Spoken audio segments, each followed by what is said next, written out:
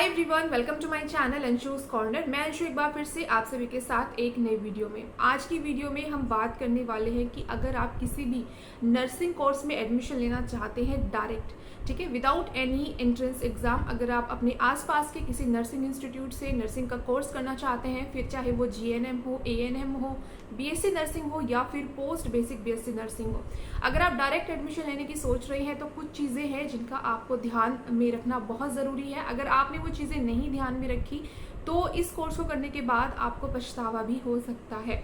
तो क्योंकि जब भी आप किसी प्राइवेट कॉलेज में एडमिशन लेते हैं तो वहाँ की फ़ीस भी ज़्यादा होती है अगर हम कंपेयर करें गवर्नमेंट कॉलेज से, गवर्नमेंट इंस्टीट्यूट से। तो कहीं ऐसा ना हो कि आप अपने 3 से 4 साल का कोर्स ये कर रहे हैं और उसके बाद आपको ये लगे कि हमने कोई गलती तो नहीं कर दी इस इंस्टीट्यूट या इस कॉलेज से ये कोर्स करके। तो वो कौन सी ऐसी चीज़ें हैं, इंपॉर्टेंट चीज़ें हैं जिनका आपको ध्यान रखना है किसी भी नर्सिंग इंस्टीट्यूट में एडमिशन लेने से पहले, कोई भी नर्सिंग कोर्स करने से पहले। तो सबसे पहले आपको बताना चाहूँगी कि जब भी आप कोई कोर्स करते हैं, फॉर एग्जांपल अगर आप बीएससी नर्सिंग का कोर्स करते हैं और आप चाहते हैं कि किसी अच्छे कॉलेज से करें, अच्छे इंस्टीट्यूट से करें, फिर वो चाहे सेंट्रल यूनिवर्सिटी हो, सेंट्रल कॉलेज हो, सेंट्रल गवर्नमेंट का कोई कॉलेज हो या फिर स्टेट लेवल की यूनिवर्सिटी हो, स्टेट लेवल का कोई आपका गवर्नमेंट कॉलेज हो, तो ऐसे अच्छे रेप्यूटेड और टॉप रैंकिंग इंस्टीट्यूट कॉलेज में एडमिशन लेने के लिए तो आपको एंट्रेंस एग्जाम देना होता है। जैसे कि आपको पता ही होगा कि central universities, central government universities जो हैं और जो सेंट्रल लेवल के टॉप इंस्टीट्यूट है वो नीट के स्कोर के बेसिस पर आपको बीएससी नर्सिंग में एडमिशन देते हैं। फिलहाल मैं बीएससी नर्सिंग की बात कर रही हूँ। इसके अलावा जो स्टेट लेवल के जो कॉलेजेस रहते हैं वहाँ पर भी आपको स्टेट लेवल का एंट्रेंस एग्जाम देना होता है। फॉर एग्जाम्पल अगर आप राजस्थान से हैं तो आप RUHS का फॉर्म फिल करेंगे तो आपको अच्छे कॉलेज मिलेंगे, राजस्थान में गवर्नमेंट कॉलेज मिलेंगे। अगर आप यूपी से हैं तो ABVMU यानी अटल बिहारी वाजपेयी मेडिकल यूनिवर्सिटी के थ्रू आप बीएससी नर्सिंग में एडमिशन ले सकते हैं।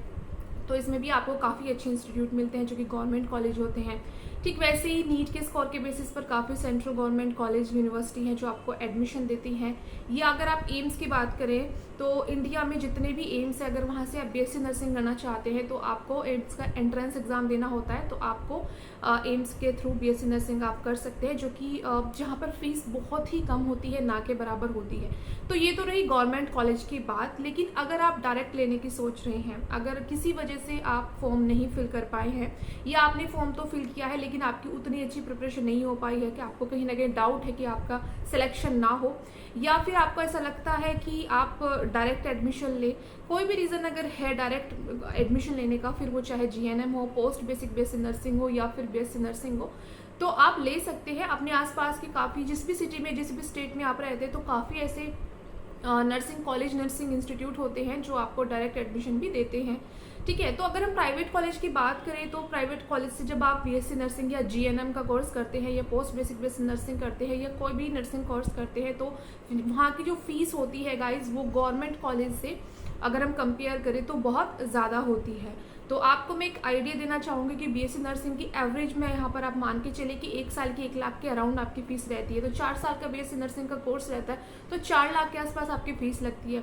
ठीक है, बात करें जीएनएम की तो 60 से 70 हज़ार पर ईयर यहाँ पर लग सकती है। मैं एक एवरेज आपको आइडिया दे रही हूँ। तो जीएनएम भी आप 3 साल का कोर्स करते हैं तो 2 से 2.5 लाख आपके जीएनएम में भी लग जाते हैं। तो आप सोच सकते हैं कि जब आप प्राइवेट कॉलेज में एडमिशन लेते हैं तो अच्छी खासी आपको फ़ीस पे करनी होती है। तो आज की वीडियो में हम बात करेंगे कि जब आप इतना अच्छा अमाउंट पे करते हैं तो कहीं ना कहीं आपको ये रहना चाहिए कि हम अच्छा कॉलेज ही सिलेक्ट करें, क्योंकि आपको अपना फ्यूचर देखना होता है।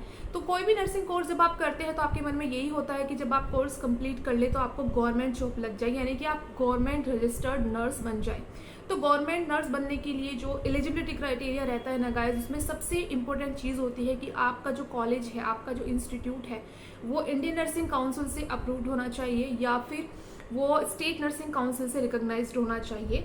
तो गाइज जब भी आप अपने आसपास के जो नर्सिंग इंस्टीट्यूट कॉलेज हैं आपके सिटी में, तो सबसे पहले जब भी एडमिशन आप लेने जाएँ तो उस कॉलेज के बारे में ये इन्फॉर्मेशन ज़रूर लें और ये ज़रूर पता करें कि क्या वो कॉलेज, वो इंस्टीट्यूट इंडियन नर्सिंग काउंसिल से रिकॉग्नाइज्ड है या स्टेट नर्सिंग काउंसिल से रिकॉग्नाइज्ड है या फिर यूजीसी से रिकॉग्नाइज्ड है। ठीक है, आप जिस भी कॉलेज से नर्सिंग का कोर्स कर रहे हैं, कोई भी नर्सिंग कोर्स कर रहे हैं, तो वो कॉलेज, वो इंस्टीट्यूट यूजीसी से अप्रूव्ड होना चाहिए इंडियन नर्सिंग काउंसिल से अप्रूव्ड होना चाहिए और या फिर स्टेट नर्सिंग काउंसिल से रिकॉग्नाइज्ड होना चाहिए। तो ये एलिजिबिलिटी क्राइटेरिया आपके फ्यूचर में बहुत ज़्यादा काम आने वाली है। अगर आप किसी प्राइवेट हॉस्पिटल में भी जॉब करेंगे ना, तो सबसे पहले वो आपके इंस्टीट्यूट के बारे में पूछते हैं कि आपने किस इंस्टीट्यूट से किया है। तो आपका जो इंस्टीट्यूट है वो रिकॉग्नाइज्ड होना चाहिए गवर्नमेंट बॉडी से। तो सबसे पहले तो आपको ये चीज़ ध्यान में रखनी है, क्योंकि फ्यूचर में जब भी आप कोई गवर्नमेंट फॉर्म फिल करेंगे तो उसमें सबसे पहली जो एलिजिबिलिटी क्राइटेरिया में जो हेडिंग होती है वो यही होती है कि किसी भी इंस्टीट्यूट से आपका बीएससी नर्सिंग हो, लेकिन वो इंडियन नर्सिंग काउंसिल या स्टेट नर्सिंग काउंसिल से अप्रूव्ड होना चाहिए। तो किसी भी कॉलेज में एडमिशन लेने से पहले आप ये क्लियर ज़रूर कर लें, ये जो जानकारी है वो ज़रूर आप कंफर्म कर लें। सेकेंड थिंग, जब भी आप किसी इंस्टीट्यूट कॉलेज में एडमिशन के लिए जाए तो वहाँ के प्लेसमेंट के बारे में भी इंफॉर्मेशन ज़रूर लें कि वहाँ का प्लेसमेंट कैसा है, कौन कौन से हॉस्पिटल्स वहाँ आते हैं प्लेसमेंट के लिए। क्यों प्लेसमेंट ज़रूरी है? क्योंकि गाइस, जैसे ही आप अपना कोर्स कंप्लीट करते हैं, फॉर एग्जाम्पल आपने बीएससी नर्सिंग किया है या जीएनएम किया है, तो आप इतना अच्छा खासा फीस आप पे करते हैं, तो आप यही चाहेंगे कि जैसे ही आपका कोर्स कंप्लीट हो वैसे आपकी जॉब लग जाए। क्योंकि जब हम खुद से जॉब सर्च करते हैं तो उसमें काफ़ी टाइम लग जाता है, ठीक है ना, एक लंबा प्रोसेस आपका उसमें लग सकता है। सेकेंड थिंग, जब आप खुद से जॉब सर्च करते हैं और खुद से जॉब लेते हैं किसी भी हॉस्पिटल में, तो वहाँ की सैलरी में और प्लेसमेंट की सैलरी में काफ़ी डिफरेंस रहता है। क्योंकि आप लाखों रुपए अपने फीस में दे चुके होते हैं, तो आप यही चाहते हैं कि स्टार्टिंग में ही आपका जो पैकेज है, जो आपकी सैलरी है, वो अच्छा हो। क्योंकि जब आपका बेस अच्छा होता है ना, तो फ्यूचर में जब आप वो जॉब क्विट करते हैं, दूसरे हॉस्पिटल में जॉब करेंगे, तो आपका जो हाइक होगा, सैलरी हाइक होगा, वो अच्छा होगा। तो स्टार्टिंग बेसिक आपका जितना अच्छा होगा ना, फर्स्ट सैलरी, तो ये आपका जो आगे की जो सैलरी होगी उस पर आपकी बहुत ज़्यादा डिपेंड करती है कि कितना आपको इंक्रीमेंट मिलेगा, कितनी जल्दी आपकी सैलरी इंक्रीज होगी, ठीक है। दूसरी चीज़ गाइज ये भी है कि हर स्टूडेंट्स ये चाहते हैं, मोस्टली स्टूडेंट ये चाहते हैं कि जब वो जीएनएम कंप्लीट करे या बीएससी नर्सिंग कंप्लीट करे तो उनकी गवर्नमेंट हॉस्पिटल में जॉब लगे, गवर्नमेंट वो नर्स बने। लेकिन गवर्नमेंट नर्स बनने के लिए काफ़ी टाइम लग जाता है, क्योंकि ज़रूरी नहीं है जैसे ही आपने क्वालिफिकेशन कंप्लीट किया हो कि तभी वैकेंसी आए, और वैकेंसी की कितनी नंबर ऑफ़ वैकेंसीज़ पर भी डिपेंड करता है। कभी कभी बहुत कम वैकेंसी होती है, कभी कभी बहुत ज़्यादा वैकेंसी होती है, कभी कभी वैकेंसीज़ को आने में टाइम लग जाता है। उसके अलावा आपको बहुत प्रिपरेशन की ज़रूरत होती है, क्योंकि गवर्नमेंट एग्ज़ाम क्रैक करना इतना ईजी नहीं होता है, तो आपको तैयारी भी करनी होती है। तो गवर्नमेंट नर्स बनने के लिए, गवर्नमेंट हॉस्पिटल में जॉब करने के लिए थोड़ा टाइम लग जाता है। इस प्रोसेस में 3 मंथ्स भी लग सकते हैं, 6 मंथ भी लग सकते हैं, 1 ईयर भी लग सकता है। तो जैसे ही आप अपना जीएनएम कंप्लीट करें या बीएससी नर्सिंग कंप्लीट करें, तो ऐसा तो नहीं है कि आप 1 साल के लिए घर बैठ जाएं, क्योंकि आपने इतनी फीस दी है तो आप कहीं ना कहीं ये सोचेंगे कि आप जॉब जरूर करें। तो जब आप खुद से जॉब सर्च करते हैं तो हो सकता है थोड़ा टाइम टेकिंग उसमें लगे, लेकिन अगर कॉलेज का प्लेसमेंट अच्छा है, 3-4 हॉस्पिटल से टाई अप है आपका कॉलेज, तो उसमें अगर आपका सिलेक्शन हो जाता है तो आपकी जल्दी जॉब लग जाती है।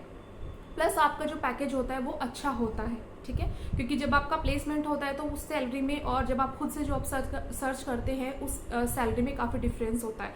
फॉर एग्जांपल, अगर आप खुद से जॉब सर्च कर रहे हैं बीएससी नर्सिंग के बाद, तो आपकी 18,000 आपको अगर सैलरी मिल रही है, लेकिन अगर कॉलेज प्लेसमेंट से आपको 22,000 मिल रही है या 25,000 मिल रही है, तो आप देख सकते हैं कितना डिफरेंस होता है। और जब आपको एक्सपीरियंस मिल जाता है, एक्सपीरियंस मिलने के बाद जो आपकी फर्स्ट सैलरी होती है, तो उसी के ऊपर आपको हाइक मिलता है, इंक्रीमेंट मिलता है, तो वो बहुत ज़्यादा इंपॉर्टेंट होता है। तो प्लेसमेंट इसलिए बहुत ज़रूरी है। तो जब भी आप किसी कॉलेज इंस्टीट्यूट में जाए तो वहाँ की प्लेसमेंट फैसिलिटी के बारे में भी इंफॉर्मेशन आप ज़रूर लें। आई थिंक जिस चीज़ का आपको ध्यान रखना है उस कॉलेज के बारे में फीडबैक, ठीक है। जब भी आप किसी कॉलेज इंस्टीट्यूट में एडमिशन लेने जाएं तो पहले उसके बारे में अच्छे से सर्च कर लें। कोई आपके रिलेटिव हो, आपके कोई सीनियर हो, आपके कोई फ्रेंड सर्कल में हो, उनसे आप पूछ सकते हैं। उस कॉलेज का फीडबैक लेना बहुत ज़्यादा ज़रूरी होता है। सिर्फ आप फीस मत देखिएगा कि इस कॉलेज की फ़ीस कम है, इसकी फ़ीस ज़्यादा है तो मैं इसमें एडमिशन ले लेता हूँ या ले लेती हूँ। फीडबैक उस कॉलेज का देखना बहुत ज़रूरी होता है, क्योंकि पढ़ाई इंपॉर्टेंट होती है कि किस कॉलेज में कितनी अच्छी फैकल्टी है, वहाँ पर जो स्टडी का है वो कितना अच्छा वे है, ठीक है। तो ये चीज़ें आपको ध्यान में रखनी होती हैं। तो अगर वहाँ की फैकल्टी अच्छी है, आपको वहाँ पर अच्छी स्टडी आपको कराई जाती है, तो वो इम्पोर्टेंट रोल प्ले करता है। क्योंकि जो 4 साल, जो 3 साल आप दे रहे हैं, उसमें आप कितना लर्न कर रहे हैं वो आपका फ्यूचर डिसाइड करता है, ठीक है। तो अगर आपने बहुत अच्छे से पढ़ाई की है 3 साल 4 साल, तो आपको गवर्नमेंट एग्जाम के लिए अलग से प्रिपरेशन करने की ज़रूरत नहीं होगी, अलग से कोई कोचिंग लेने की ज़रूरत नहीं होगी। अगर आपने 3 से 4 लाख अपनी बीएससी नर्सिंग में या जीएनएम में लगाया है, तो जिस कॉलेज में आपने वो फीस दी है, अगर वहीं पर आपकी अच्छी स्टडी हो रही है, अच्छी पढ़ाई हो रही है, वहाँ की फैकल्टी अच्छी है, तो आपको बहुत बेनिफिट मिलता है जॉब के लिए, चाहे वो गवर्नमेंट हो या फिर प्राइवेट हो। तो उस कॉलेज का फीडबैक आप लें कि किस तरह की पढ़ाई होती है, क्या उस कॉलेज का जो